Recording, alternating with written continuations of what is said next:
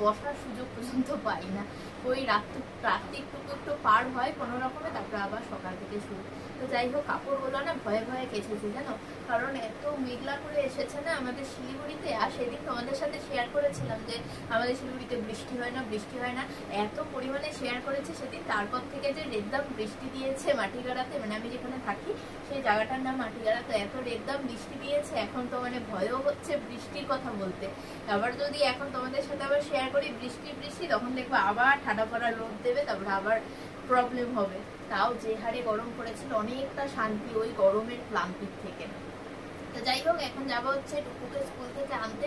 আর মোবাইলে না একদম চার্জ নেই। কি করেছি, এটা মনে হয় সবার সাথেই হয়, মোবাইল যখন চার্জে বসাই তখন হচ্ছে সুইচটা খেয়াল করি না।